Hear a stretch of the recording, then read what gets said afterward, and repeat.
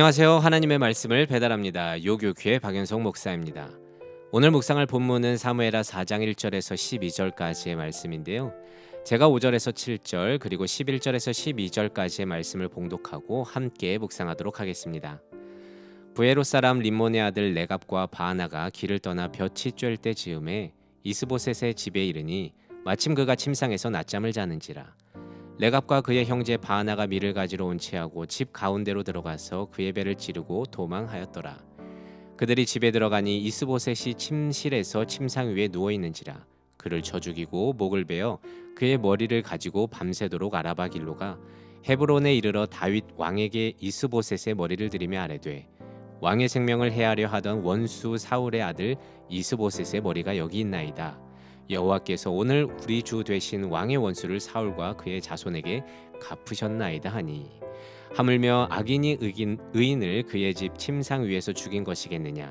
그런즉 내가 악인의 피 흘린 죄를 너희에게 갚아서 너희를 이 땅에서 없이 하지 아니하겠느냐 하고 청년들에게 명령하매 곧 그들을 죽이고 수족을 베어 헤브론 못가에 매달고 이스보셋의 머리를 가져다가 헤브론에서 아브넬의 무덤에 매장하였더라. 오늘 말씀은 사무엘하 1장 아말렉 청년의 사건과 평행을 이룹니다. 기억나십니까? 1장에서 한 청년이 다윗에게 포상을 받아 인생 역전을 노리기 위해서 자신이 사울 왕을 죽였다고 거짓말하여 왕관과 팔찌를 다윗에게 내밀었지만 다윗은 세상 사람과 다른 기준, 즉 하나님의 말씀에 순종하는 기준을 갖고 있었기 때문에 기름 부은 자를 죽였다는 이유로 그 청년을 처형했습니다. 오늘 역시 이와 비슷한 일이 일어나는데요. 사울의 마지막 남은 아들 이스보셋의 군 지휘관 바하나와 레갑이 더 이상 사울 쪽에는 희망이 없다고 판단해서 대낮에 자고 있던 자신이 섬기던 이스보셋을 암살하고 맙니다. 그리고 나서 대척점에 서 있던 다윗에게 나아가 어떤 보상을 얻고자 말합니다. 8절이죠.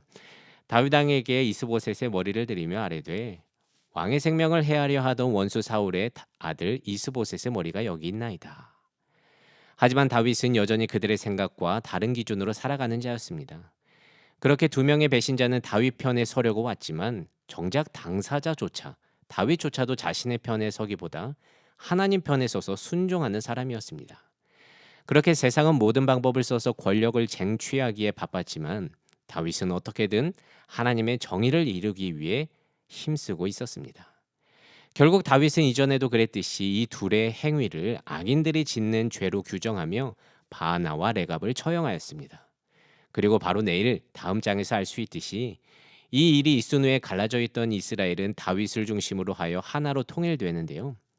아마도 이 사건을 통해 사울을 지지하던 남은 사람들의 마음까지도 열게 했던 것 같습니다.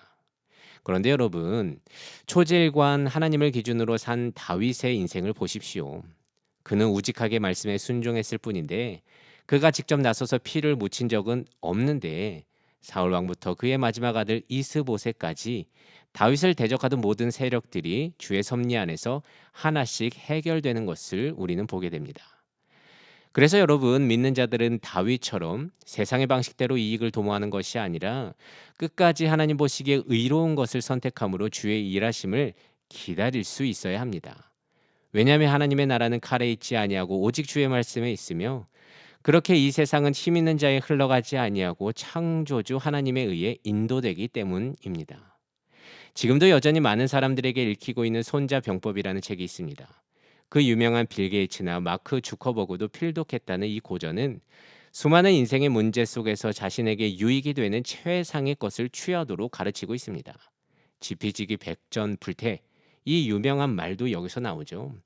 저도 읽어봤지만 참 지혜롭다면서 감탄을 금치 못했습니다.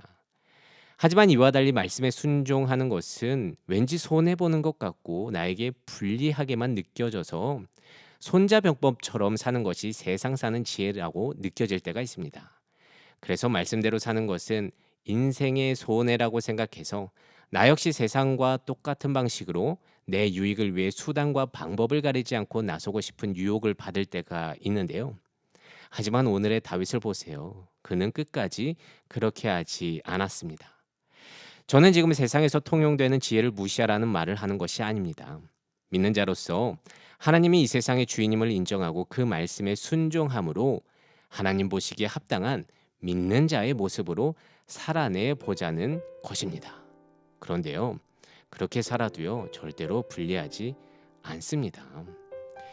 여전히 우리는 수많은 문제 앞에서 말씀보다 세상의 방법대로 살도록 유혹을 받습니다. 하지만 결국 다윗을 이스라엘의 왕으로 세우신 창조주 하나님의 인도하심을 기억하면서 믿는 자로서 끝까지 주어진 일상에서 하나님의 방법으로 살아가는 우리 되기를 원합니다.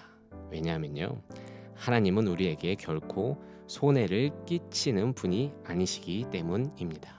그래서 오늘 하루도 이 말씀 묵상하며 한날 승리하며 살아가는 내가 되기를 진심으로 소망합니다. 오늘의 말씀을 묵상하며 내 삶에 적용하기를 원합니다. 첫 번째, 내 유익을 위해 하나님의 방법이 아닌 세상의 방법으로 이익을 도모하고 싶었던 적은 없었는지 돌아보고, 그럴 때마다 하나님의 방법을 택할 수 있는 믿음을 허락해 달라고 함께 기도합시다.